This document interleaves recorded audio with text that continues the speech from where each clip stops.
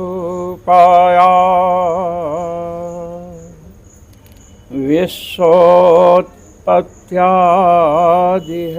विश्वोत्पत्त्यादिहेतवे तापत्रय विनाशाय श्रीकृष्णाय वयं नुमः। नमोऽस्तु रामाय सलक्ष्मणाय देव्यै च तस्यै जनकात्मजायै नमोऽस्तु रुद्रेन्द्रयमानिलेभ्यो नमोऽस्तु चन्द्रार्कमरुद्गणेभ्यः यत्र यत्र रघुनाथकीर्तनं तत्र तत्र कृतमस्तकाञ्जलिं बाष्पवारि परिपूर्णलोचनं मारुतिं नमत राक्षसान्तकम् श्रीदुर्गा मातरं वन्दे श्रीशिवं शैलजाधवं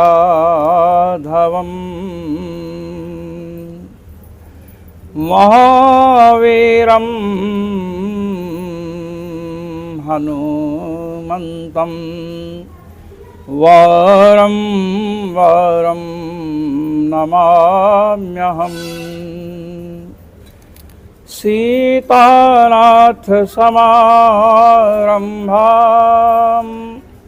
रामानन्दार्यमध्यमाम्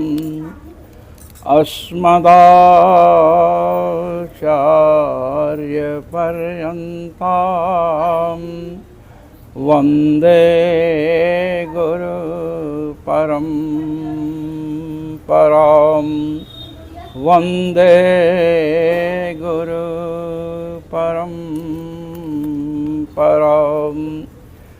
विरारे संज्ञके ग्रामे राजन्ते ये सुरोत्तमाः आहूयन्ते च ते सर्वे कथा श्रवण हे श्रीराम जय जय राम। बोलिए श्री राधा मुकुंद भगवान की जय। श्री सीतारामचंद्र भगवान की जय। श्री दुर्गा मैया की जय। श्री शंकर भगवान की जय। श्री हनुमान जी महाराज की जय। श्री समस्त देवी देवताओं की जय। श्रीमद्भागवत महापुराण की जय। कृष्णद्वैपायन भगवान व्यास की जय।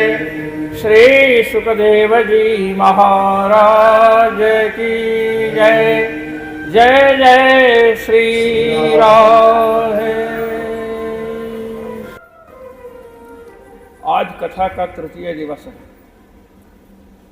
श्रीमद् भागवत महापुराण की कथा महाराज देवताओं को भी दुर्लभ है। देवराज इंद्र श्री सुखदेव जी के समीप भागवत कथामृत का पान करने के लिए पहुंचे थे, किंतु श्री सुखदेव जी ने उनको वहां से भगा दिया। अभक्तांश तांश चा विज्ञाय ना ददौ सा कथामृतम, क्योंकि वे अभक्त हैं। भगवान के चरणों में देवताओं की भक्ति नहीं होती। उनकी भक्ति भगवान की अपेक्षा विषयों में होती है। देवता लोग विषयों के बड़े प्रेमी होते हैं और राक्षस उनसे भी आगे होते हैं। तो महाराज भागवत की कथा श्रवण का सौभाग्य अनंत जन्म के पुण्यों से मिलता है।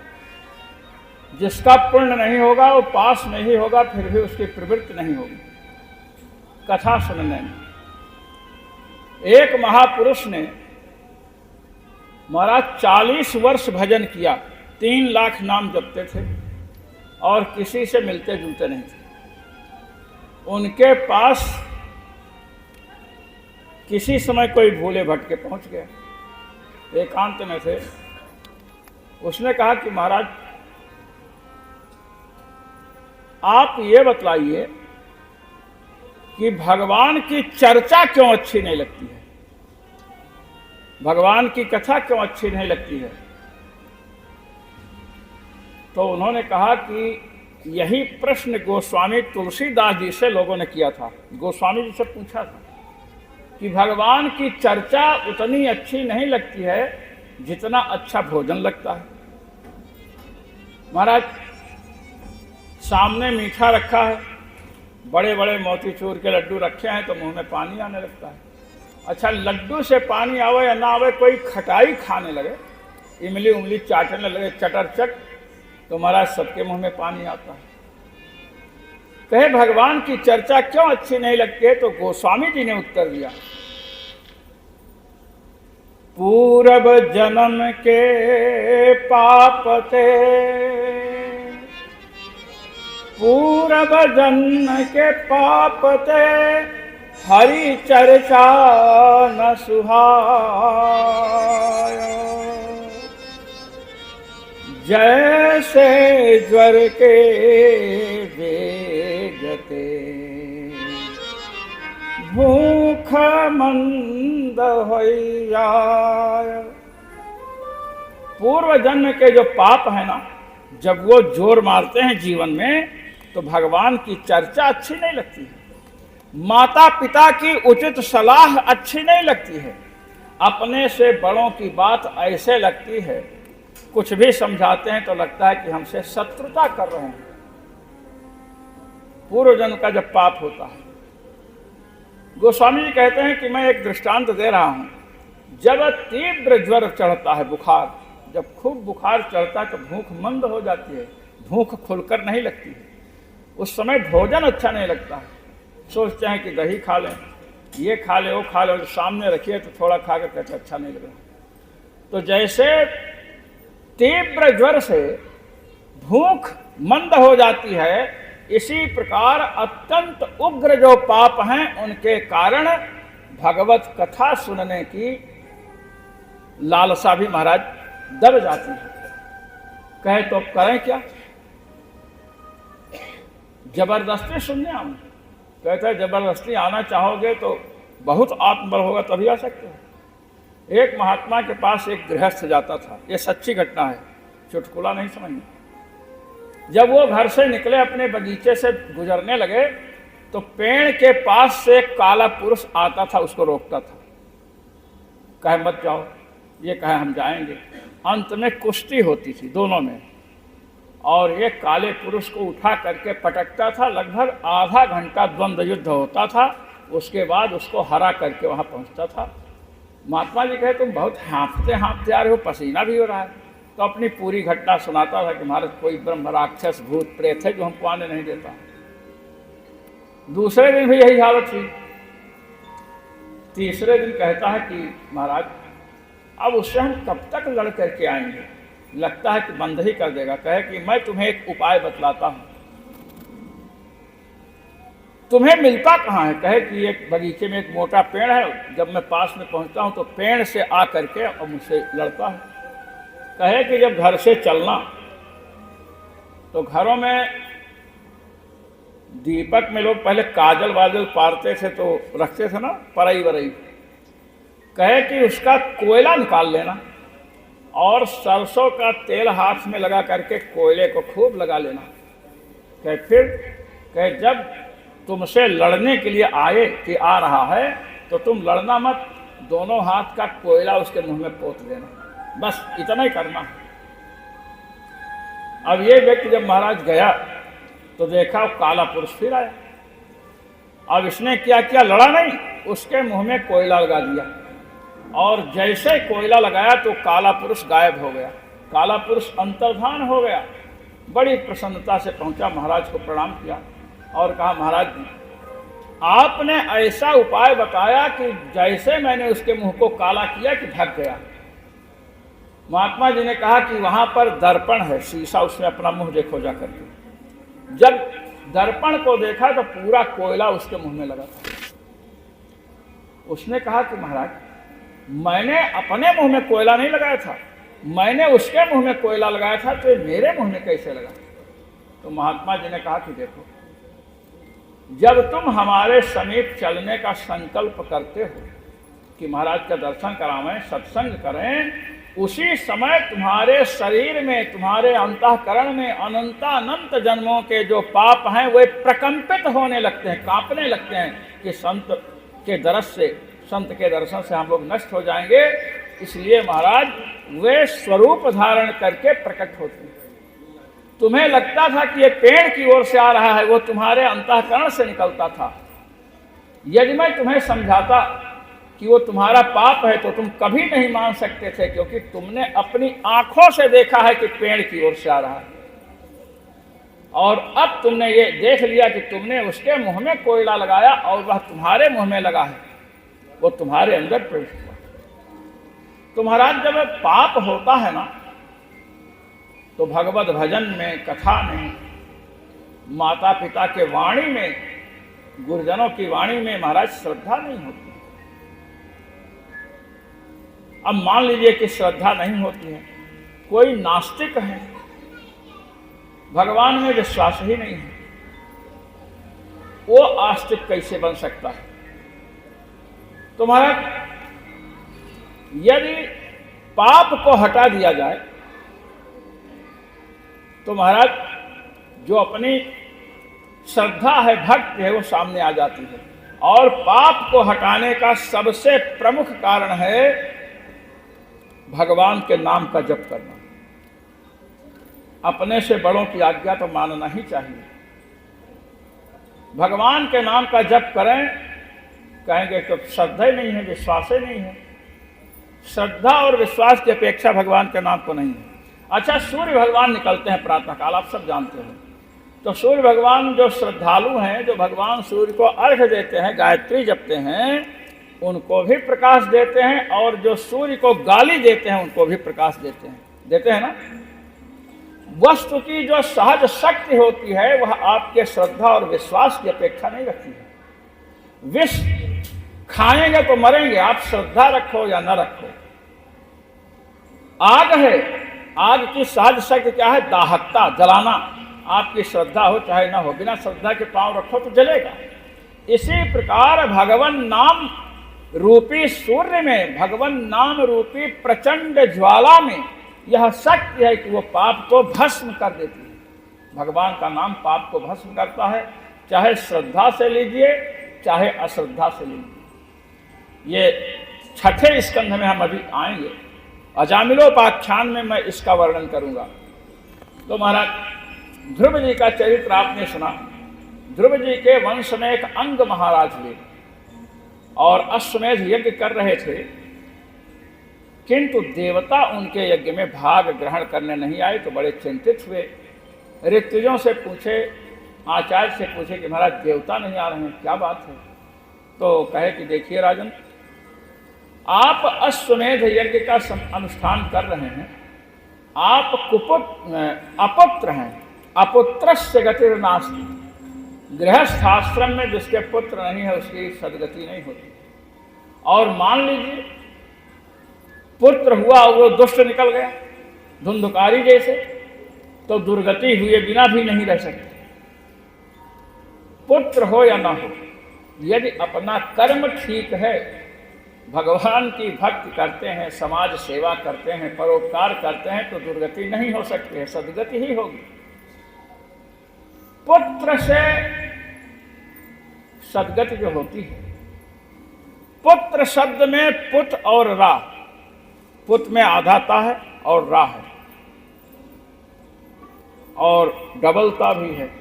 तो पुत नाम का एक नरक होता है, पुत का पैर टूटा हुआ है, और उस नरक से केवल अपने द्वारा समुत्पन्न बालक ही रक्षा कर सकता है। पुत्र शब्द का है पुतः, माने पुत नामकात नरकात त्रायते रक्षत इति पुत्रः। पुत नाम के नरक से जो रक्षा करे वह पुत्र होता है। तो अपुत्रस्य गतिर्नाश, जिसके पुत्र है उसकी गति नहीं, अर्थात यदि वह पुत नाम के नरक में चला गया तो उसकी रक्षा करने वाला कोई नहीं। ये अब महाराज अंग ने विद्वानों से पूछा तो सबने कहा कि यज्ञ करते हैं, और यज्ञ किए महाराज। यज्ञ पुरुष प्रकट हुए, खीर दिए और कहे कि इस खीर को आप भी ग्रहण कीजिए, अपनी पत्नी को ग्रहण करा दीजिए, इसके बाद गर्भाधान संस्कार करेंगे तो पुत्र होगा। यज्ञ से खीर मिली है। श्री दशरथ जी महाराज को भी यज्ञ से उत्पन्न, जो यज्ञ से प्रकट पुरुष था, उसने पायस दिया था, खीर दिया था, और उस खीर का सेवन करने से भगवान श्री राम, लक्ष्मण, भरत, शत्रुघ्न का प्राकट्य हुआ। अब वेन महाराज की पत्नी ने खीर खाई, खीर खाया, और खीर खाने के बाद महाराज इनके एक ऐसा दुष्ट लड़का पैदा हुआ जिसका नाम है वेन। वेनयति पीडयति सर्वाम इति वेना, जो सबको पीड़ा पहुंचाए उसे वेन कहते हैं। महाराज लोगों के बच्चों को नदी नाले में डुबो देता था, बड़ा दुष्ट था। जब बड़ा हुआ, अब महाराज जिसके बच्चे को नदी में डुबोएंगे, कुएं में ढकेलेंगे, तो वो लोग तो पिता को ही कहेंगे कि ऐसा निर्वंश नगारा प्रकट हुआ है। लोग कहते हैं बहुत गड़बड़ लड़का है। महाराज अंग ने जब उसकी बातें सुनी, शिकायत सुनी, तो महाराज रात को ही घर छोड़ करके, राज दरबार छोड़ करके चले गए, पता ही नहीं चला कहाँ गए। अब वेन राजा बना। वेन तो महागुंडा था महाराज, जितने दुष्ट थे सब इससे डरते थे, और इसने अपने नगर में, अपने राज्य में ढिढोरा पिटवाया, और इसने कहा कि कोई यज्ञ नहीं कर सकता है, कोई सत्यनारायण व्रत की कथा नहीं सुन सकता है। इस प्रकार महाराज इसने कहा, कोई दान नहीं कर सकता है, कोई धर्म नहीं कर सकता है। इस प्रकार इसने घोषणा करवा दी। क्या कहता है? न यष्टव्यम न दातव्यम न होतव्यम द्विजाः क्वचित् इति न्यवारयत् धर्मं भेरी घोषेण सर्वशः। भेरी दुंदुभी बजवा करके, न तो यज्ञ कर सकते हो, न दातव्यम दान भी नहीं दे सकते हो, न होतव्यम अग्निहोत्र हवन इत्यादि नहीं कर सकते हो, क्वचित कहीं भी नहीं कर सकते हो। इस प्रकार जब सबको रोका तो महाराज धर्म कर्म का लोप होने लगा। लोग ऋषियों के पास गए और कहे कि ये राजा तो बड़ा दुष्ट है। ऋषिगण आए और उसको समझाने लगे। ऋषियों ने कहा कि तुम जो इतना गलत कार्य कर रहे हो, धर्म का विरोध कर रहे हो, जितने धर्म हैं सबका कोई न कोई संस्थापक होता है। ये जो धर्म का विरोध कर रहा है, ये सेकुलरवादियों का मूल पुरुष है। सेकुलरवादी जो आजकल के लोग हैं, कोई बात होगी। अभी एक व्यक्ति कह रहा था कि मंदिर में दान नहीं देना चाहिए, ये नहीं करना चाहिए, वो नहीं करना चाहिए। सिख है, सिख। अब उसने फेसबुक में आया तो मैंने उसमें कमेंट की मैंने कि पहले गुरुद्वारा में भंडारा बंद करवाओ, 24 घंटे चलता है। इस प्रकार के लोग कहते हैं। जब शिवरात्रि आएगी तो एक से एक मैसेज आएंगे महाराज, गरीबों को दूध बांटा जाए, शिव जी को दूध चढ़ाने से क्या लाभ है, कहते हैं ऐसा आता है। और उनसे पूछो, कहते शिव जी दूध के भूखे हैं। तो हम पूछते हैं कि तुम्हारी मजारों में जो मुर्दे गड़े हैं उनको ठंडी लगती है क्या? काहे उनको चद्दर चढ़ाते हैं? अपने यहाँ नहीं देखेंगे। इस प्रकार सनातन धर्म का विरोध तो सेकुलरवादियों का, धर्मद्रोहियों का मूल पुरुष कौन है? वेन है। अब महाराज जब इसने ऐसा किया तो ऋषि मुनि आए, समझाए, नहीं माना। तो महाराज हमारे ऋषियों में प्रचंड शक्ति रहती थी।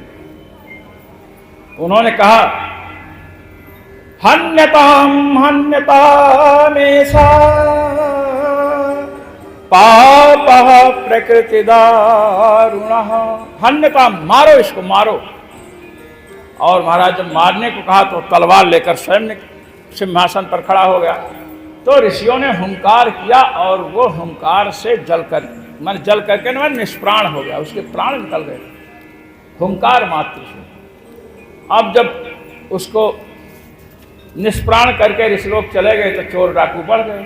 फिर शिकायत मिली कि बड़ी खराब स्थिति है, अराजक तत्व फैल गए हैं। तो हमारे ऋषिगण आए और वेन की माता का नाम सुनीता था। एक बात यहाँ ध्यान देने वाली है कि वेन का जन्म कैसे हुआ है। भगवान के लिए यज्ञ किया गया और यज्ञ पुरुष एक प्रकट हुआ, उसने खीर दी और उस खीर को खाने से वेन का जन्म हुआ है। तो वेन इतना अधार्मिक क्यों हो गया?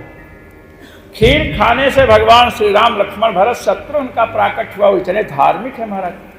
भगवान श्री राम को मारीच तो राक्षस था, और मारीच की भांजी शूर्पणखा की नाक और कान कटवाए थे भगवान राम।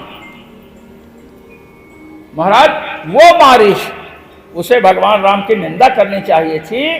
रावण ने जब कहा कि ये बड़ा अधार्मिक व्यक्ति है, इसको दशरथ ने निकाल दिया है, तो मारीच ने भगवान श्री राम का पक्ष लिया और रावण से कहा, रामो विग्रहवान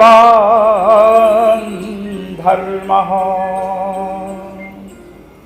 श्री राम जो है ना, धर्म के मूर्तिमान विग्रह हैं। आपने शास्त्रों में धर्म की परिभाषा, धर्म का लक्षण सुना होगा दशग्रीव।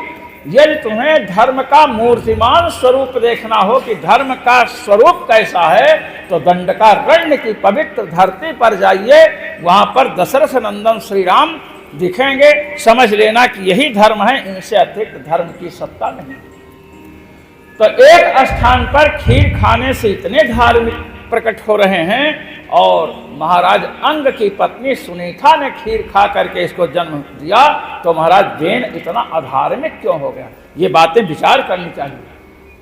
तो कहते इसलिए हुआ कि जब अपने यहाँ विवाह शादी करते हैं ना, कुंडली मिलाते हैं ना, वर वधू की कुंडली मिलाते हैं और देखते हैं कि लड़की या लड़का कुलीन परिवार का है कि नहीं। ऐसा देखते हैं ना, जहां विवाह शादी करना कुलीन होना चाहिए, चोर बदमाश लुटेरा डाकू ना हो, समझे कि नहीं, फूलन देवी का भाई ना हो कहीं। तो महाराज जो सुनीता थी, सुनीता का जो विवाह अंग महाराज से हुआ, ये सुनीता मृत्यु नामक एक राक्षस की बहन थी, कन्या थी। मृत्यु नाम का एक राक्षस था, उसकी पुत्री है। कौन? सुनीता। अब नाना का प्रभाव किस पर पड़ रहा है? दौहित्र पर। ये देख लीजिए, विवाह शादी से देख कर करना चाहिए। कहते हमको तो लड़की से लड़का से मतलब है, हमारी लड़की लड़का के साथ रहेगी, सास ससुर के साथ क्या रहेगी, हमारा लड़का लड़के के साथ रहेगा। ये नहीं, संस्कार प्राप्त होते हैं माता पिता से और संबंधियों से। तो जो मृत्युदेव है, सुनीता का पिता महाराज वो राक्षस है। दो मृत्युदेव का नाम शास्त्रों में आया। एक तो मृत्युदेव जो है ये यमराज है, यमराज के भाई हैं मृत्युदेव। मृत्युदेवो यमभ्राता वेन माता महोसुरः। एक तो मृत्युदेव हैं, यमराज के भाई हैं, और दूसरा जो मृत्युदेव है ये क्या है? महासुरः, महान असुर है, बहुत बड़ा राक्षस था। अब इसकी पुत्री सुनीता थी, उनका विवाह अंग महाराज से हुआ। तो महाराज यज्ञ से खीर प्राप्त होने के बाद, धार्मिक पिता की पत्नी होने के पश्चात, सुनीता के गर्भ से जो बालक उत्पन्न हुआ वो क्या हुआ? महादुष्ट हुआ, धर्मद्रोही हुआ, क्योंकि उसका नाना धर्म का विरोधी है। तो नाना का भी प्रभाव पड़ता है और नानी का भी प्रभाव पड़ता है, मामा का भी प्रभाव पड़ता है, मामी का भी प्रभाव पड़ता है, पापा का भी प्रभाव पड़ता है और पापी का भी प्रभाव पड़ता है। समझे? मामा के साथ मामी, नाना के साथ नानी, चाचा के साथ चाची, तो पापा के साथ समझ लीजिए। तो पापी अगर कहें माँ पापी नहीं होती है तो पिता पापा क्यों होगा? भाई दोनों में पाप शब्द तो है ही, समझ रहे हैं? इसीलिए हमारे यहाँ पिता शब्द का प्रयोग है और पति शब्द का प्रयोग। पति और पिता एक ही धातु से बनते हैं, दोनों कार से रक्षा करने वाला। पत्नी की रक्षा कर रहा है तो क्या है, पति है वो, और अगर अपने पुत्रों की रक्षा कर रहा है तो क्या है, पिता है। तो महाराज नाना का प्रभाव पड़ा, ऋषि मुनि आए और उन्होंने कहा कि ये तो मर गया, अब इस सिंहासन पर तो इसी से उत्पन्न प्राणी बैठेगा। हमारे ऋषि इतने वैज्ञानिक होते थे महाराज, उन्होंने क्या किया कि इसके जांघ का मंथन शुरू किया। जांघ जैसे दही मथते हैं ना, आपने अरणि मंथन देखा होगा। जब यज्ञ करते हैं तो यज्ञ के समय महाराज क्या करते हैं कि एक नीचे अरणि लकड़ी होती है, एक ऊपर और एक बीच में लगाते हैं, ऐसे ऐसे पकड़ के खींचते हैं तो उससे आग प्रकट होती है अरणि मंथन से। तो अरणि मंथन से तो आग प्रकट होती है, आज भी करते हैं। किंतु हमारे ऋषि में इतने वैज्ञानिक हैं कि औषधियों को रख करके वेन जो मर चुका है उसकी जांघ का मंथन शुरू किया महाराज, जांघ को मथना शुरू किया। और जांघ का मंथन शुरू किया, हिंदी में इसको जांघ कहते हैं और संस्कृत में जंघा कहते हैं महाराज। घुटने के नीचे, घुटने के नीचे जो है ना उसे, जिसे आप खिल्ली कहते हैं, ये जंघा है संस्कृत में। ममंथु, ममंथु कहते हैं ममंथुर, ममंथुरुम तरसा तत्रासीद बाहुको नरः। जब इस भाग को मथा तो महाराज काले रंग का एक बौना व्यक्ति प्रकट हुआ और ऋषियों ने कहा निषीद बैठ जाओ। उसे निषाद कहते हैं, ये निषाद नाम की जाति।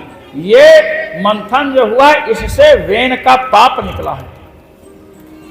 कहे कि इसको तो सिंहासन पर नहीं बैठा सकते हैं, तो महाराज दाहिनी भुजा को मथा, बाईं भुजा को और दाहिनी, बाहुभ्याम मध्यमाणाभ्याम मिथुनम समपद्यत। दोनों भुजाओं का मंथन हुआ। दाहिनी भुजा का मंथन हुआ तो एक बालक निकला, लड़का, और बाईं भुजा का मंथन हुआ तो एक कन्या निकली।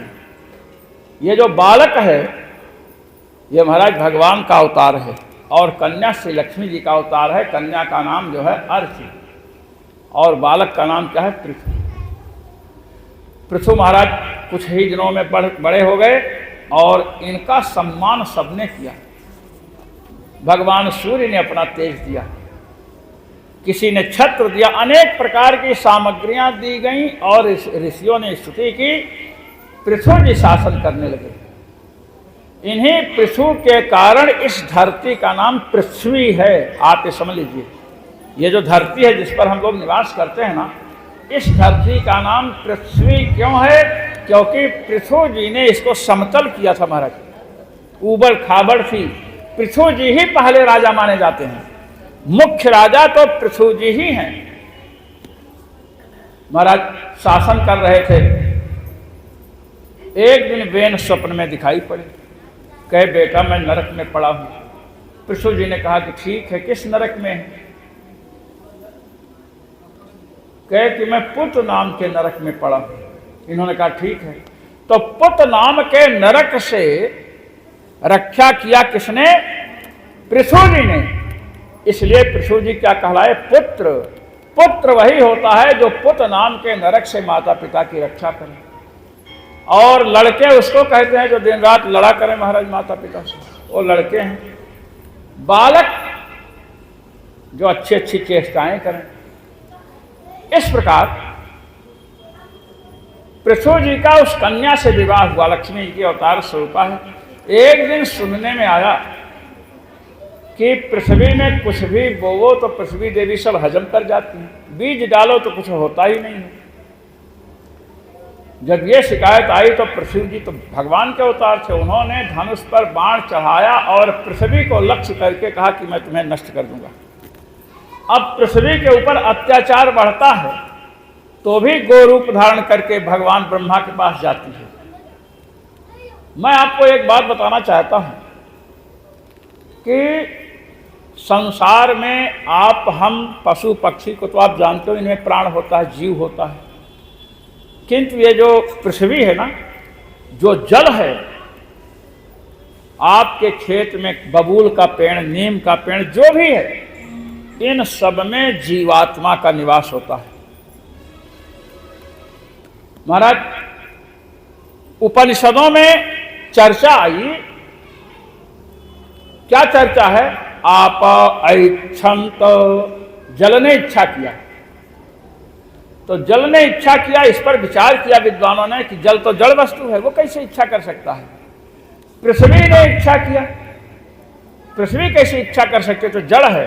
कह कि नहीं, जड़ शरीर है, किंतु सभी के एक देवता होते हैं। जैसे अपने शरीर में जीव है, वैसे इनके अंदर जो देवता है, जैसे इंद्रियां हैं। अब आपको बताऊं, ये नेत्र है, नेत्र से हम आप देखते हैं, और नेत्र का देवता कौन है? सूर्य है।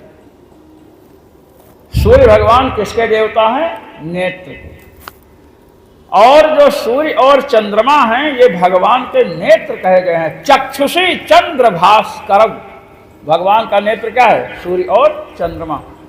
रात को करोगे कुछ का गड़बड़ तो चंद्रमा गवाही देंगे, और दिन को गड़बड़ करेंगे तो सूर्य गवाही देंगे, और गोधूल बेला में गड़बड़ होगा या अच्छा बुरा जो भी होगा तो संध्या। 14 लोग हैं जो हम लोगों के कार्य को देखते हैं।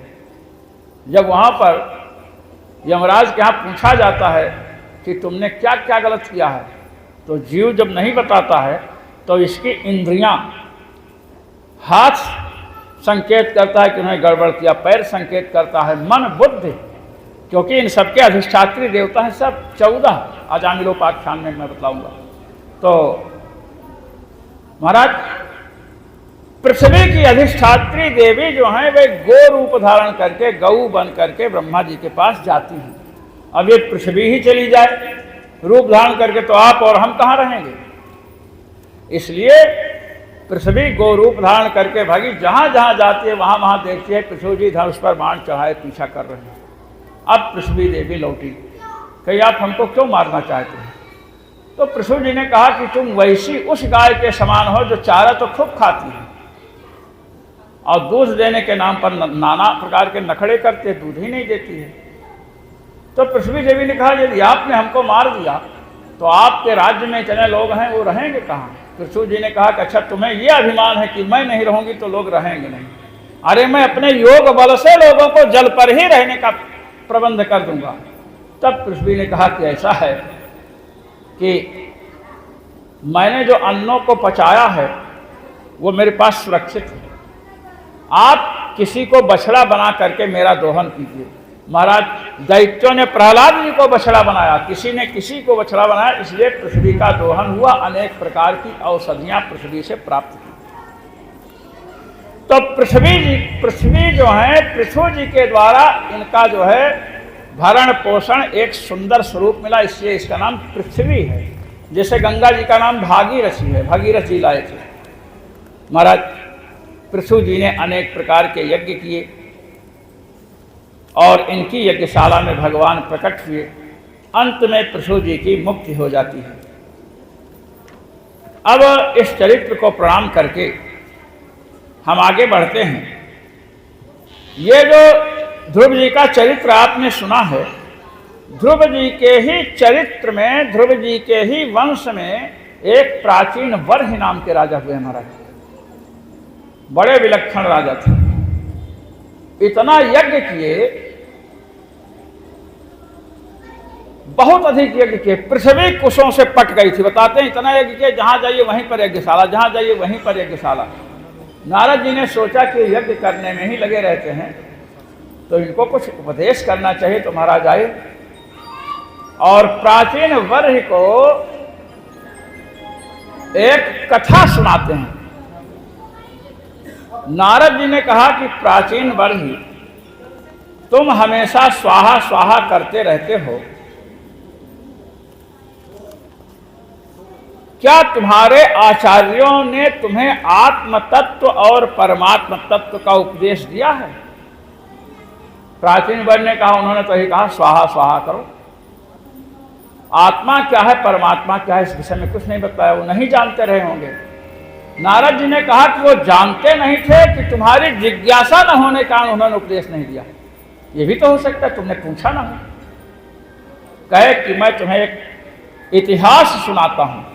आसीत् पुरंजनो नाम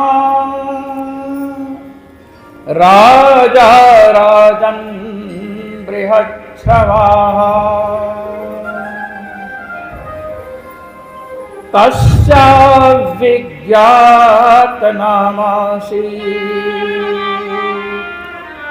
तस्य विज्ञातनामासि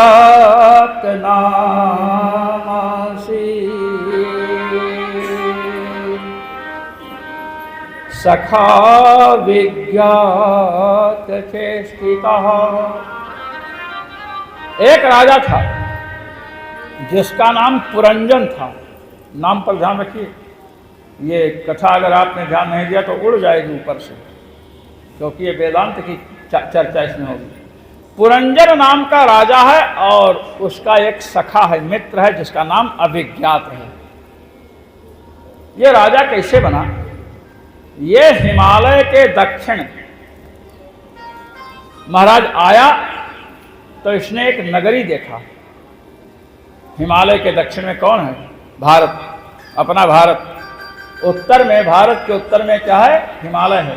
अष्टोत्तरस्याम दिश देवतात्मा हिमालयो नाम नगाधिराजा।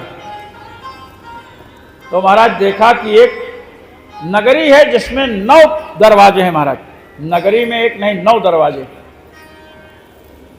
2 महाराज ऊपर हैं, 2 दरवाजे उसके नीचे हैं और एक बड़ा दरवाजा है जो उसके नीचे है और 2 दरवाजे दाहिने और बाईं ओर हैं। माने आप समझिए पूरब है तो पश्चिम है और 2 दरवाजे उसमें नीचे हैं। पुरंजन ने जब उसमें प्रवेश किया तो देखा एक सुंदर युवती दिखाई पड़ी। महाराज लड़की दिखाई पड़ी, अत्यंत सुंदरी है और उस लड़की के साथ 10 सहेलियां उसकी साथ में विचरण कर रही हैं। अब पुरंजन ने पूछा कि आपका विवाह हुआ है? तो उसने कहा मेरा विवाह अभी नहीं हुआ है।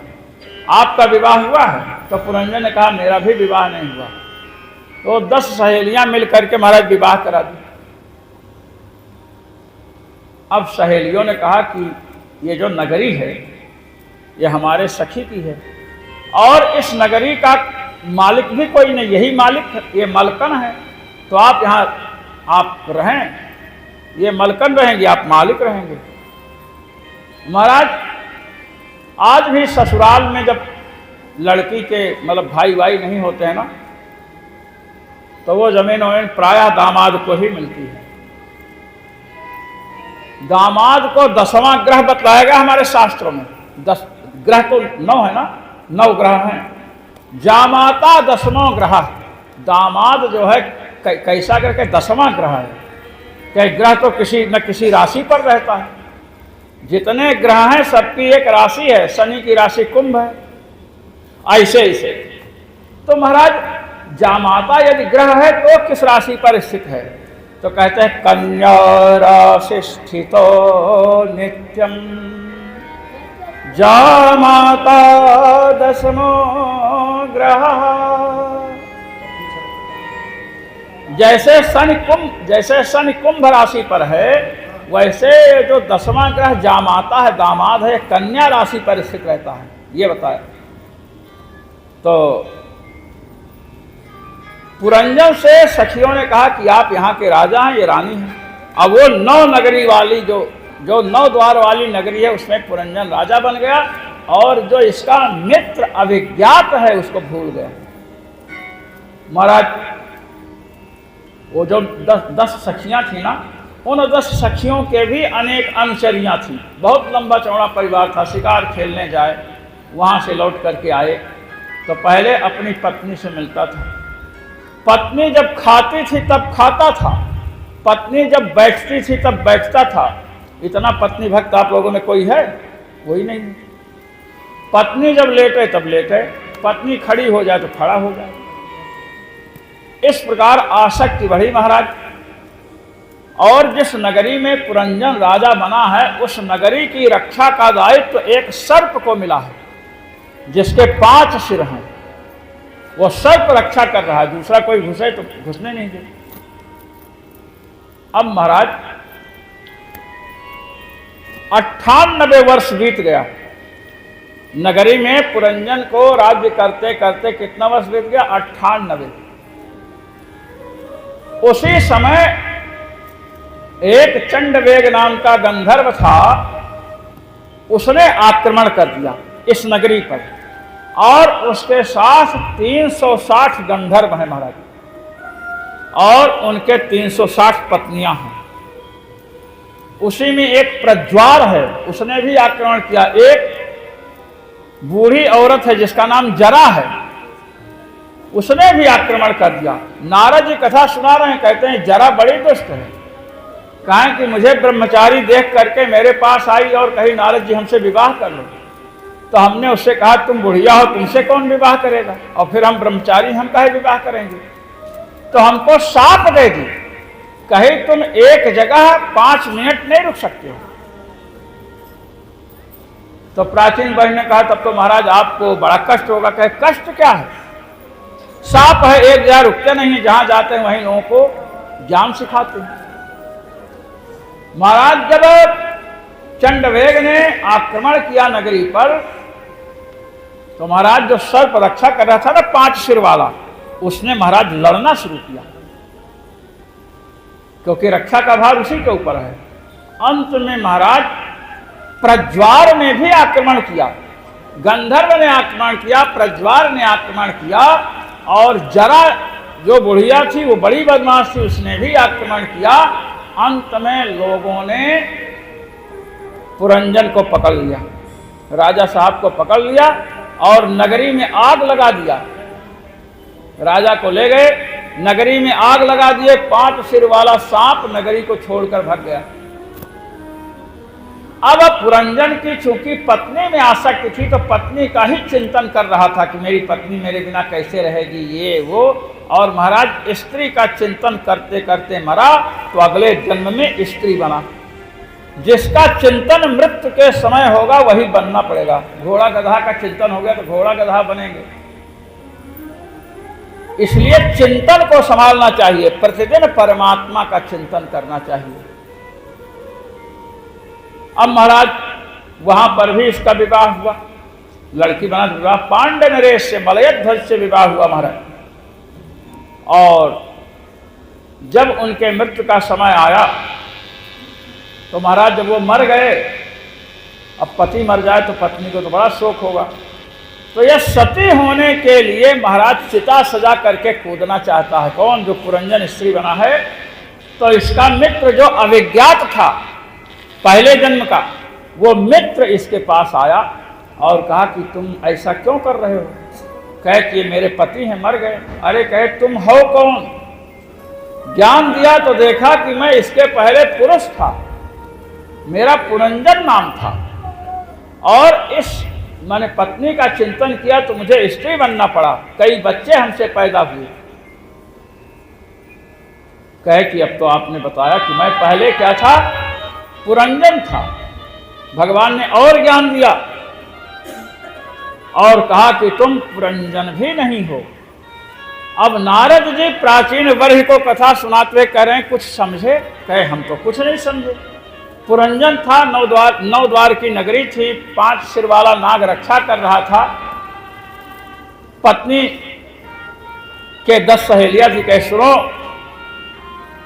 पुरंजन जीव को कहते हैं, जो हम लोग हैं, हमने जो भी अच्छा बुरा कर्म किया है उसके अनुसार शरीर मिला है, विद्या मिली है, बुद्धि मिली है, पद मिला है।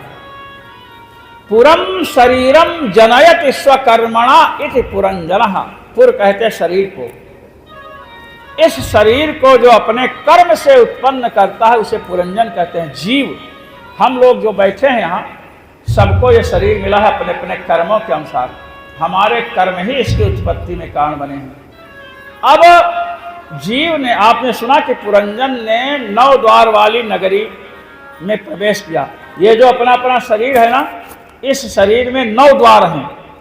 9 द्वार आप गिनिए, 1 2, 2 आंख, 2 नाक, 4 हो गया, 2 छेद इधर के, 6 एक ये छिद्र है, 7 और मल द्वार, मूत्र द्वार, 9 द्वार हो गए ना।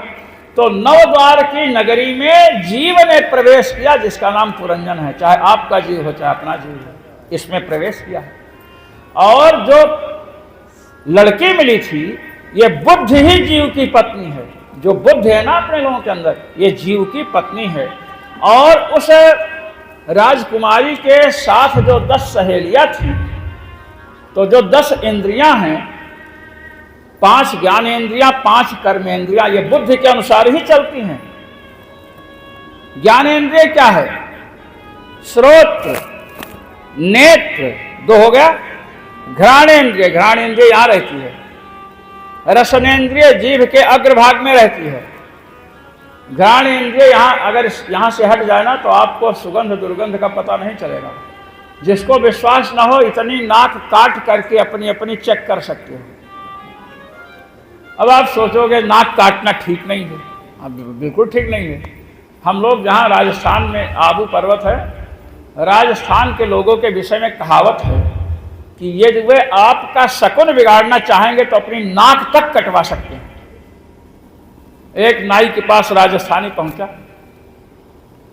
नाई ने कहा, क्यों, केस कटवाने आए हो? कहे नहीं, हम तो अपनी नाक कटवाने आए हैं। कहे नाक? अरे नाक कटवाने की है? अरे कहे मेरे पड़ोसी के लड़के की बारात निकलेगी अभी 10 मिनट के बाद। तो कहे मेरी नाक काट दो, जब मैं सामने दिखूंगा तो बारात रुक जाएगी, कि नकटा का दर्शन होगा। ये राजस्थान की कहावत प्रसिद्ध है भाई, बड़े विलक्षण होते हैं। तो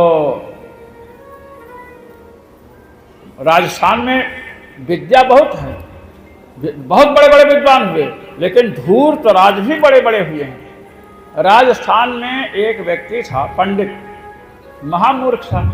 तो वहाँ के विद्वानों ने उसको वहाँ से भगा के जाओ यहाँ से। तो उसने सोचा राजस्थान में, जयपुर में तो रहने को मिलेगा नहीं, तो काशी पहुँच गया। विद्या की नगरी काशी है।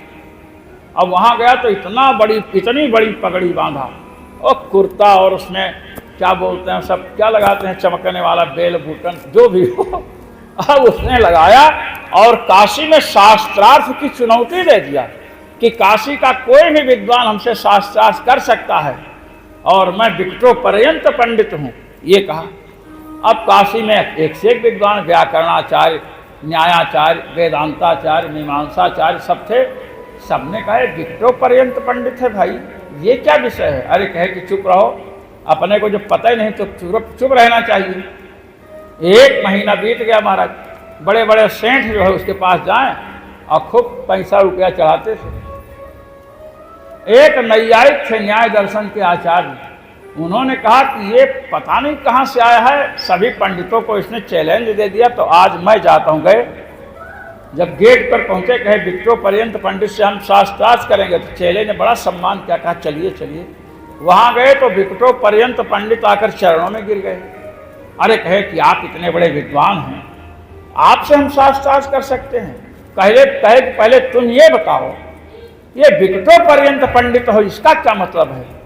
विकटो पर्यंत, सारी काशी तुमसे परेशान हो चुके हैं तुम्हारे विद्वत्ता से। किसी वैयाकरण हो चाहे वेदांति हो, किसको विकटो पर्यंत पंडित क्या है पता ही नहीं है। तब उसने जानते हैं क्या कहा?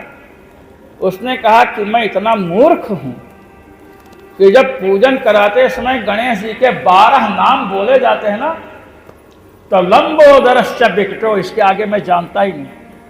लंबोदरश्च विकटो सामान्य बच्चे भी जानते हो ना, ये भी जानते हैं। थोड़ा बोलो। हाँ, कह रहे लंबोदरश्च विकटो विघ्न नाशो विनाशित। सुनाई तो उनको तो नहीं पड़ा। हाँ बोलो, ठीक से बोलो, ठीक से बोलो, राग पूर्वक। हाँ,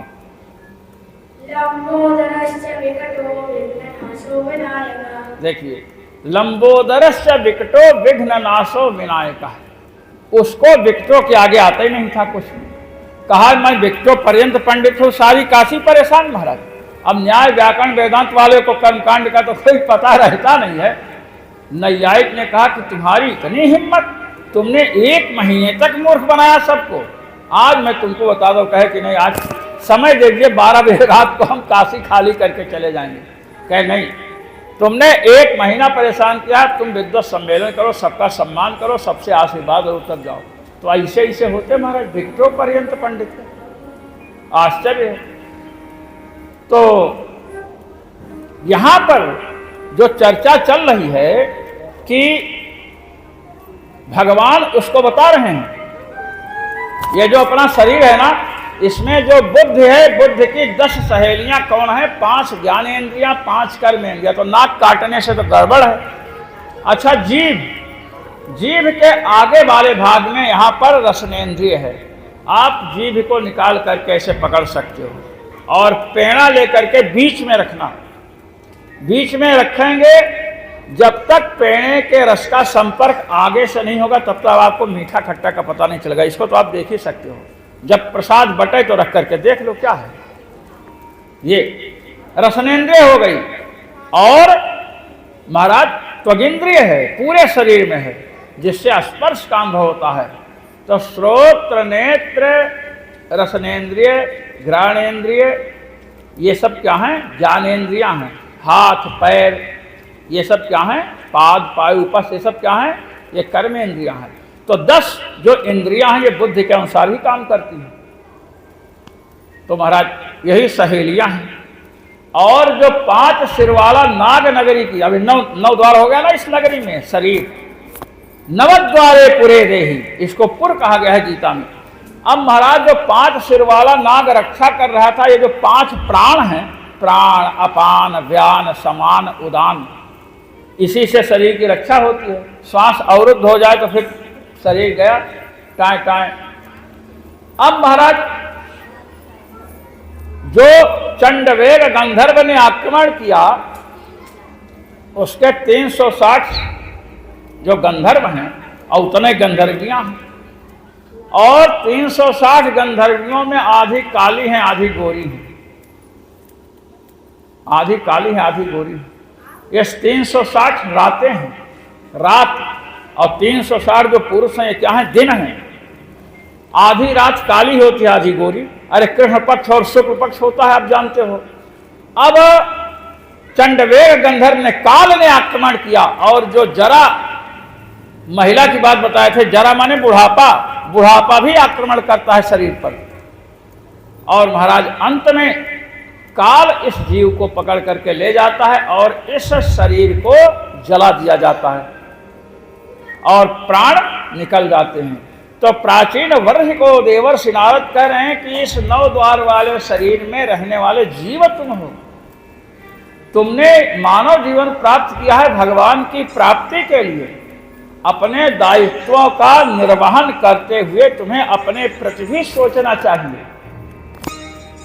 महाराज इस प्रकार उपदेश देकर के नारद जी वहां से चले जाते हैं। प्राचीन वर्ष का उद्धार होता है। इसके बाद महाराज हम भरत जी के चरित्र में आज प्रवेश कर रहे हैं। हमें बहुत आगे बढ़ना है। महाराज ऋषभदेव जी के 100 पुत्र थे, जिसमें 81 पुत्र जो है महाराज ब्राह्मण बन गए थे। अब बचे कितने? 19 पुत्रों में जो 9 पुत्र हैं वो बड़े भारी वेदांत के ज्ञाता बन गए, बड़े भारी अध्यात्म मार्ग के 9 योगीश्वर कहते हैं।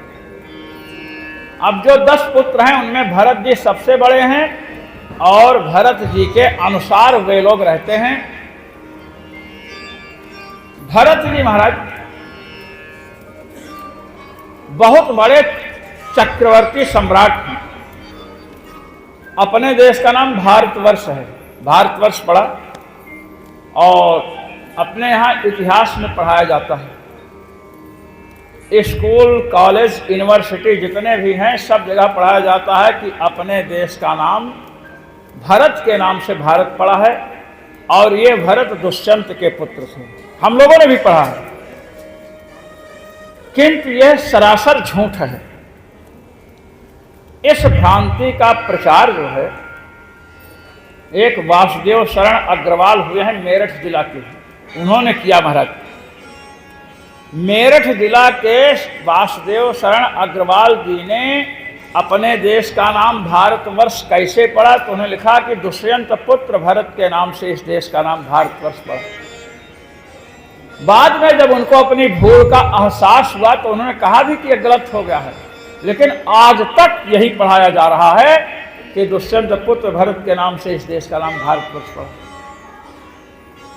हमारे देश का नाम जो ऋषभ देव हैं, अयोध्या के थे महाराज ऋषभ देव जी, और जैनी इनको अपना आचार्य मानते हैं। ऋषभ देव जी को इन्हीं से मानते हैं कि हमारी परंपरा चली है जैनी लोग। तो ऋषभ देव के पुत्र जो भरत जी हैं, उनके नाम से इस देश का नाम भारतवर्ष पड़ा है। इसका निरूपण श्रीमद् भागवत महापुराण में 3 बार, श्री विष्णु महापुराण में 1 बार और भी अन्य पुराणों में आया है। पहले इस देश का नाम अजनाभ वर्ष था। भारतवर्ष से पहले इसका नाम क्या था? अजनाभ वर्ष। किंतु भरत जी के प्रभाव के कारण प्रजा को उन्होंने इतनी सुख सुविधाएं दी कि इसका नाम पड़ गया भारतवर्ष। एषां खलु महायोगी भरतो ज्येष्ठः श्रेष्ठ गुण आसीत्। एनेदं वर्षं भारतम् इति व्यपदिशन्ति।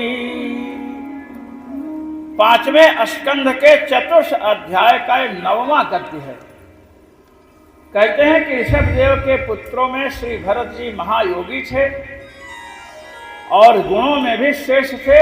इनके नाम से इस देश का नाम भारतवर्ष कहा जाता है और पहले इसका नाम अजनाभ वर्ष था।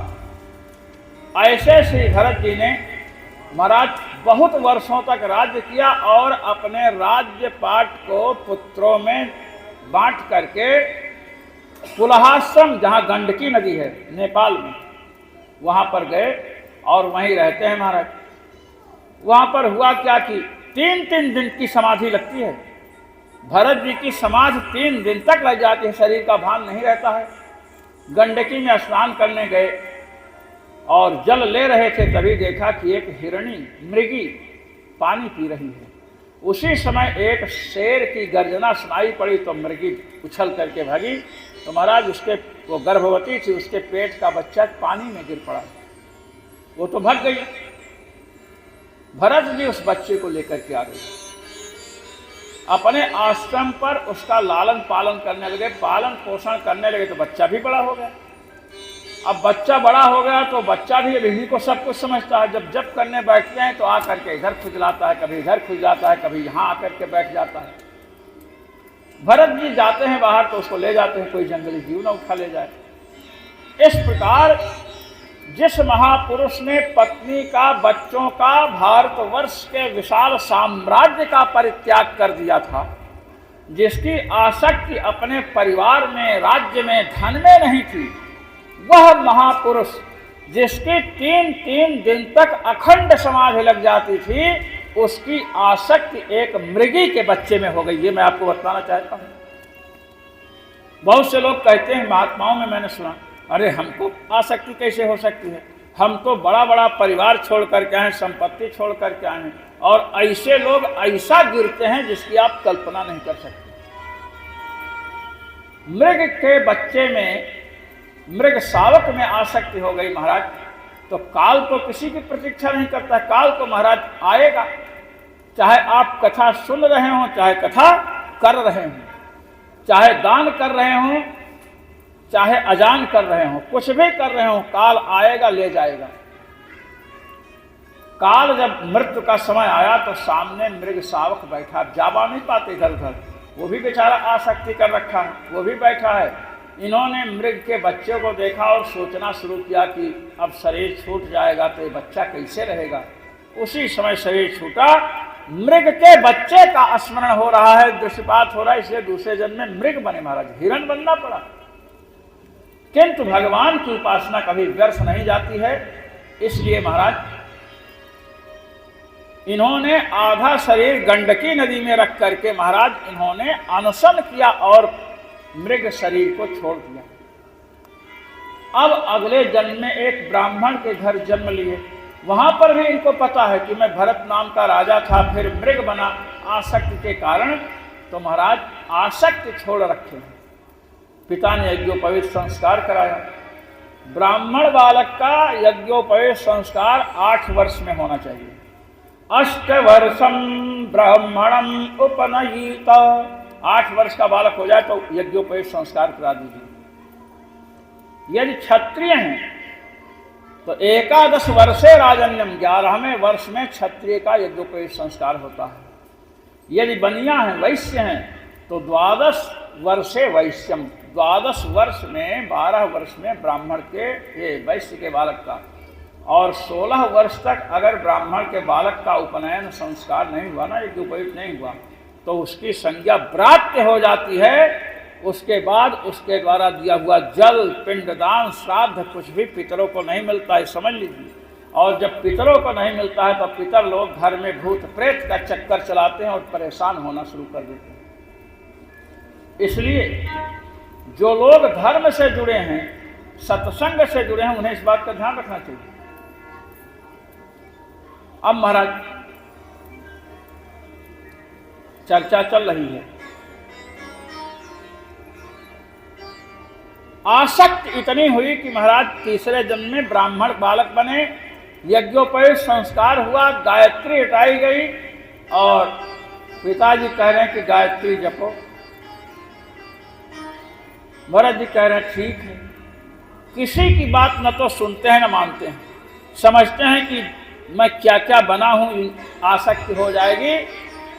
महाराज इनका विवाह नहीं हुआ, अब कौन ऐसे निठल्ले इसके साथ लड़की का विवाह करेगा। और महाराज खूब मोटे झोटे हैं, जिसको चिंता नहीं रहती तो खूब मोटाता है, जो निश्चिंत रहता है खूब मोटा होता है, और कुछ लोग चिंता से ग्रस्त होने पर भी पतले रहते हैं। दोनों बातें हैं, जिनको चिंता नहीं है वो मोटे ही हों ऐसी बात नहीं है, और निश्चिंत पतले ही हों ये बात नहीं। महाराज एक दिन जा रहे थे कहीं, और महाराज ये जो बिरारी गांव है ना, बिरारी गांव का एक आदमी जंगल से जा रहा था और डाकुओं ने देखा तो उसको पकड़ा। पूछे कहाँ के हो? कहे हम बिरारी के हैं। कहे चलो। कहे कहाँ चलें? कहा कि तुम्हारी बलि देनी है हमको। अब वो घबराया। अरे उसने कहा कि हमने क्या बिगाड़ा, क्या गलत किया? अरे कहे तुम गलत नहीं किए हो, तुम मोटे झोटे हो, देखने में अच्छे लगते हो, इसलिए काली जी को बलि चढ़ाएंगे तुम्हारी। ले गया, कहा पहले खाओ। अब बताओ जिसकी बलि चढ़नी है उसको भोजन अच्छा लगेगा? अब बिरारी का तो था ही, आदमी बिरारी का था ही बुद्धिमान, और महाराज रात को उन सबको चकमा दे करके बिरारी लौटाया। समझ रहे? डाकुओं ने कहा कि बड़ी गलती हो गई। अरे कहे बिरारी के लोग बुद्धिमान होते हैं, तुम कितना डाका डालो, तुम्हारी बुद्धि तो वैसे है। फिर उन्होंने कहा किसी और को पकड़ो, पकड़ना बलि तो देना है। तो भरत जी को पकड़ा महाराज। ये जो ब्राह्मण बालक हैं, देखे खूब मोटे छोटे हैं, और खूब खिलाया, और कहे चलिए काली जी के मंदिर में। कहे चलो। अब काली जी के मंदिर में महाराज जब पहुंचे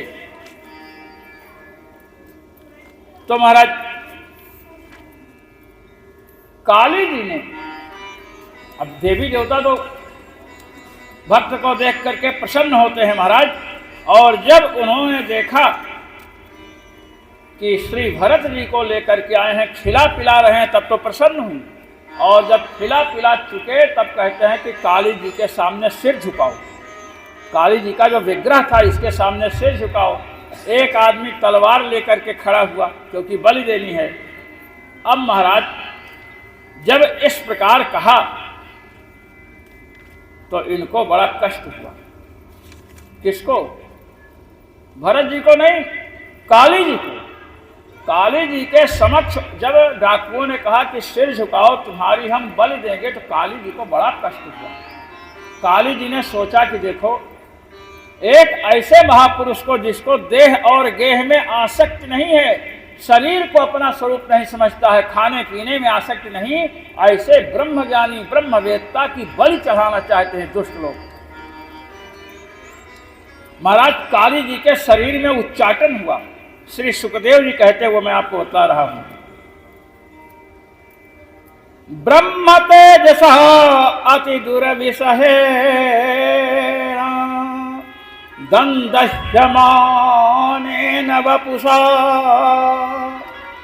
सहसोच्चचाट सैव देवी भद्रकाली।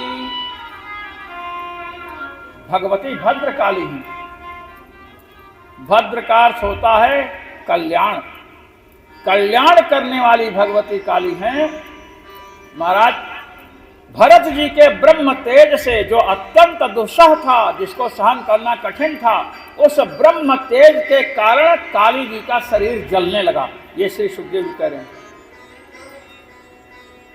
श्री भरत जी के ब्रह्म तेजसा अति दुर्विसहेण, ऐसा ब्रह्म तेज है भरत जी का कि जिसको सहन करना असंभव है।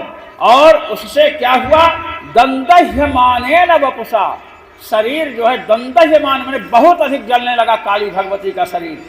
और सहसा उच्चचाट, काली जी को उच्चाटन हुआ, तुरंत अपने श्री विग्रह को छोड़ करके बाहर निकली।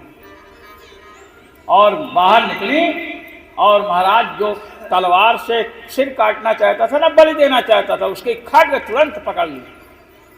और जो सिर काटने में खड़ा था पहले तो उसका सिर काटी, और जितने डाकू थे सबका सिर काट करके भगवती ने मंदिर में गिरा दिया। और भरत जी से कहा कि पुत्र, भरत पुत्र का संबोधन किया क्योंकि जगत जननी है। अरे किसी के माँ के बच्चे को उसके सामने सिर काटने का आप प्रयास करो तो माँ क्या बोलते हैं, चुपचाप बैठी रहेगी क्या? उसके शरीर में आग लग जाएगी ना। ऐसे ही जगत जननी भगवती काली ने देखा कि एक ब्रह्मज्ञानी भरत जैसा श्रेष्ठ पुत्र मेरे सामने ही मेरे जो दुष्ट भक्त हैं ये बलि चढ़ाना चाहते हैं, तो महाराज आग लग गई शरीर में। ये इसका तात्पर्य है। जैसे माँ के शरीर में आग लग जाती है और पुत्र का अहित करने वाले का गला काट देगी महाराज, उस समय माँ कुछ नहीं समझती, पुत्र को बचाना होता।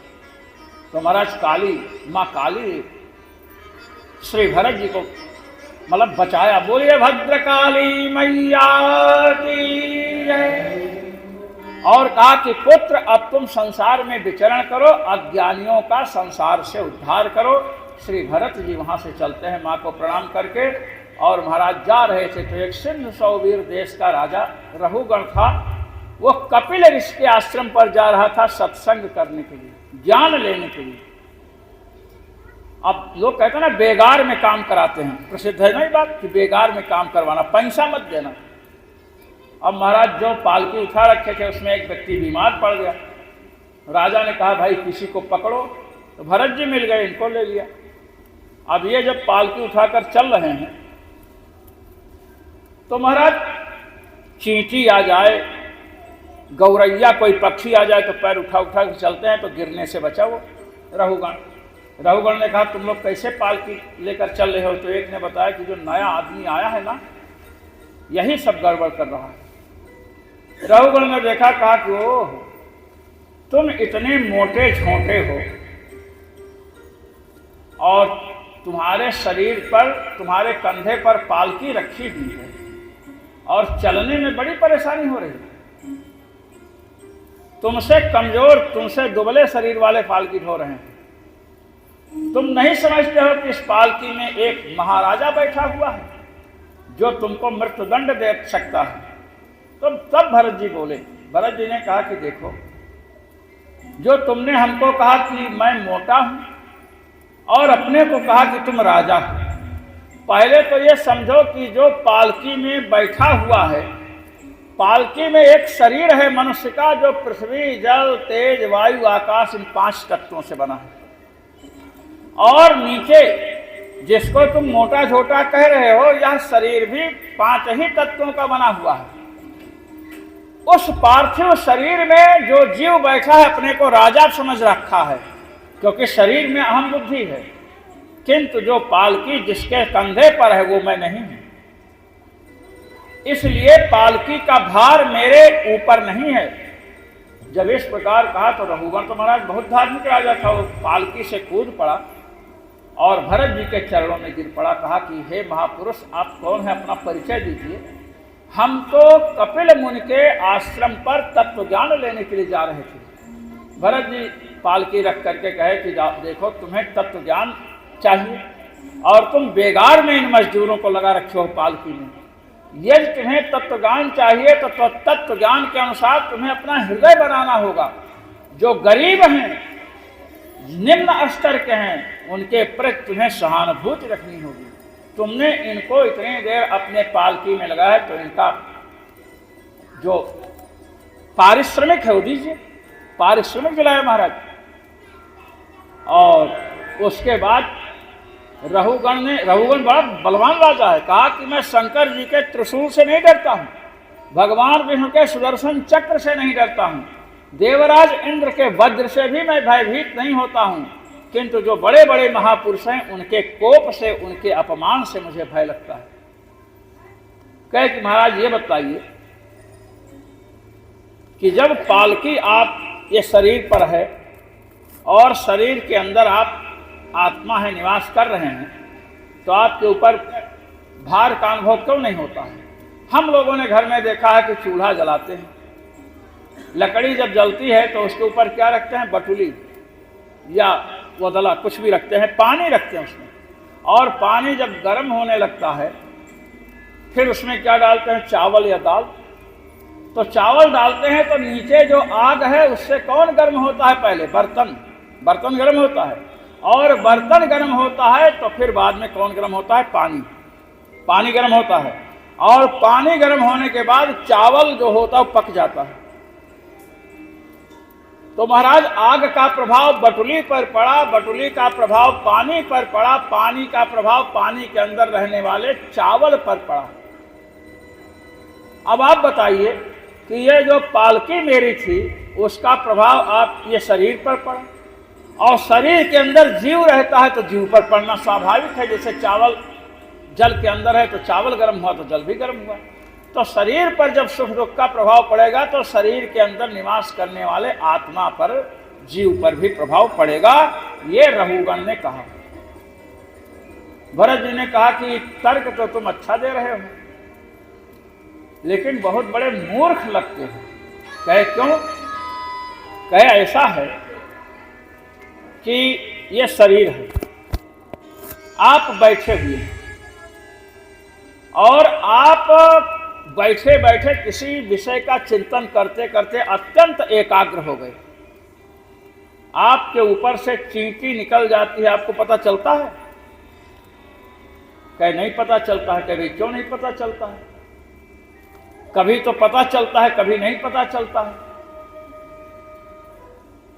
महाराज सांप जो होता है ना, सांप जब काटता है और आपको यह ज्ञान ना हो कि सांप ने काटा है तो विष नहीं चढ़ेगा।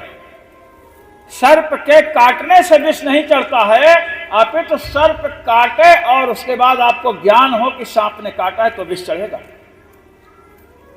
यह हम लोगों को गुरु जी पढ़ाते रहे तो बताते थे।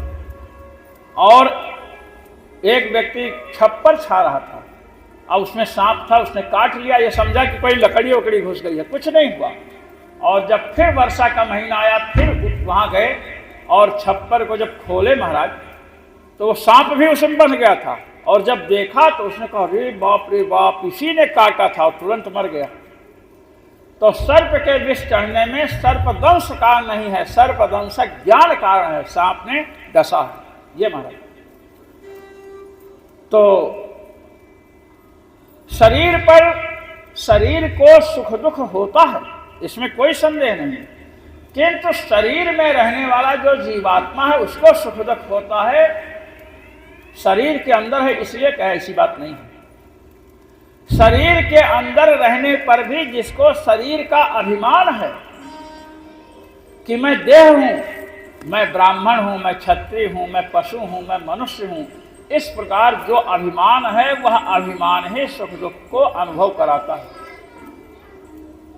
अब आप सोचिए, अभी जागृत अवस्था है, इसमें किसी ने गाली दे दिया तो उसके प्रति द्वेष, किसी ने माला पहना दिया तो उसके प्रति प्रेम भावना हो जाती है। स्वप्न में भी अच्छी वस्तुएं देखते हैं तो प्रेम, और भयानक वस्तुएं देखें तो डर लगता है। लेकिन जब गहरी नींद लेते हैं महाराज और गहरी नींद के बाद जब जगते हैं तो कहते हैं ना बड़े सुख से सोए, तो वहाँ सुख का ही अनुभव होता है।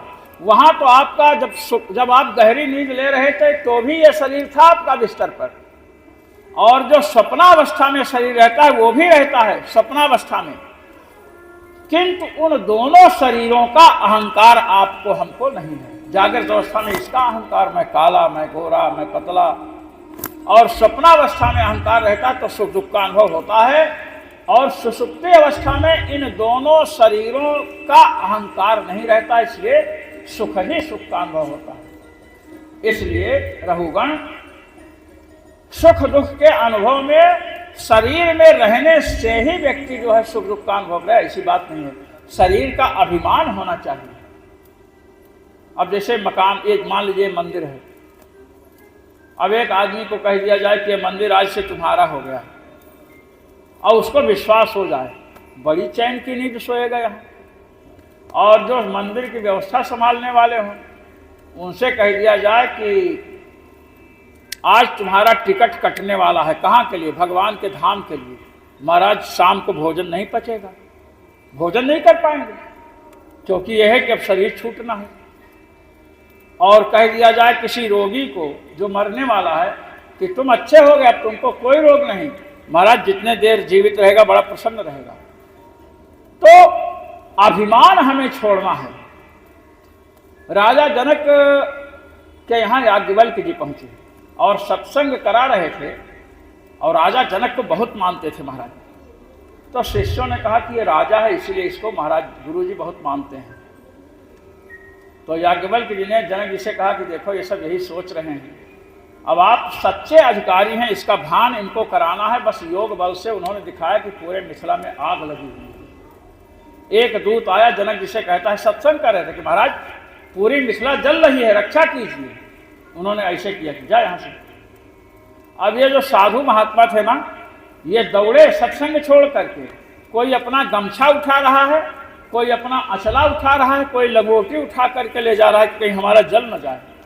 खैर रख करके आए तो याज्ञवल्क्य जी ने कहा कि अच्छा आप तो महात्मा हो सब? कहे हाँ। कहे कि एक राजा जो गृहस्थ बैठा है, मिथिला नगरी धू धू करके जल रही थी और ये व्यक्ति वहां नहीं गया बुझाने न परिवार को बचाने, क्योंकि ये समझता है कि ये नगरी भी मिथ्या है, झूठा है सब कुछ। और तुम लोग परमात्मा तत्व को समझ नहीं पाए, उसको सत्य नहीं समझे, अपनी लगोटी न जल जाए, सत्संग को छोड़कर चले गए और मन में सोचो कि राजा को मैं बहुत मानता हूँ, ये राजा वस्तुतः तत्व ज्ञान का अधिकारी है। तो रहुगण को भरत जी ने एक बात बताई, कही रहुगण तुम ये समझते हो कि तुम राजा हो, राजा का अभिमान है? कहे हाँ। कहे किसी राजा का नाम तुमने सुना है जो तुम्हें अच्छा लगता हो? कहे हाँ हाँ, हमारे आदर्श महाराज भरत हैं। रहुगण कह रहा हम किसको आदर्श मानते हैं? महाराज भरत, जिनके नाम से इस राष्ट्र का नाम भारतवर्ष है। तो भरत जी ने कहा अहम पुरा भरतो नाम राजा। रहुगण, जिस भरत को तुम अपना आदर्श मानते हो, जिसके चरित्र को अपने चरित्र में, अपने जीवन में उतारना चाहते हो, जो राजा पहले हो चुका है वो भरत मैं ही था। ये बताया महाराज, मैं ही भरत था। कि महाराज आप भरत थे? कहे और सुनो तुम क्या थे, मैं ये भी बता रहा हूं। तुम एक मृगी के बच्चे थे, नन्हे मुन्ने, और तुम्हारे पालन पोषण में मेरी साधना छूट गई और तुमको देख करके मरा तो मैं मृग बना, और तुम मुझे देख करके मरे तो तुम राजा को देखकर मरे तो राजा की स्मृति से तुम राजा बने हो। ये बताया। अब इसको जब दिखाए तब महाराज चरणों में गिरा और इसने तत्व ज्ञान का उपदेश दिया। श्री भरत जी ने रहुगण को बताया है कि परमात्मा की प्राप्ति करना हो तो क्या करना चाहिए। कहे तपस्या से भगवान की प्राप्ति होगी? कहे तपस्या से भगवान की प्राप्ति नहीं हो सकती है। कहे यज्ञ करने से भगवान की प्राप्ति होगी? कहे नहीं। सूर्य की उपासना करने से? चंद्रमा की उपासना करने से, घर छोड़ करके वन में चले जाने से भगवान की प्राप्ति होगी? कहे कि नहीं होगी, नहीं होगी। रहो गण तपसा न याति, न चेज्जया निर्वपणात् गृहाद् वा, न छन्दसा नैव जलाग्निसूर्यैर्विना महत्पादरजोभिषेकम्। श्री भरत जी ने कहा कि हे रहुगण, ये जो परमात्मा तत्व है, जो भगवान है, तपसा नहीं आती, तपस्या से नहीं मिलते हैं, यज्ञ से नहीं मिलते हैं, दान से, सूर्य चंद्रमा आदि की उपासना करने से नहीं मिलते हैं, वेदाध्ययन से नहीं मिलते हैं, न छंदसा, छंदसा माने वेदेन, वेद के द्वारा भी भगवान प्राप्त नहीं होते हैं। नैव जलाग्नि सूर्य ही, जल, अग्नि और सूर्य, इन तत्वों की उपासना करने से भी भगवान नहीं मिलते हैं। कब तक? बिना महत पाद रजोभिषेकम, जब तक किसी महापुरुष के चरण की रज अपने सिर पर न चढ़ाई जाए, चरण रज से स्नान न किया जाए, अर्थात किसी सदगुरु की शरण जब तक नहीं ग्रहण करते हैं, तब तक यज्ञ से, दान से, तप से, जल, अग्नि और सूर्य से तथा वेदों से भगवान की प्राप्ति नहीं होती है। तो रहुगण ने कहा कि गुरुदेव, आप तो हमको मिल गए हैं, आप हमको तत्व का उपदेश करें। तो श्री भरत जी ने तत्व का उपदेश किया महाराज, और रहुगण मुक्त हो गए।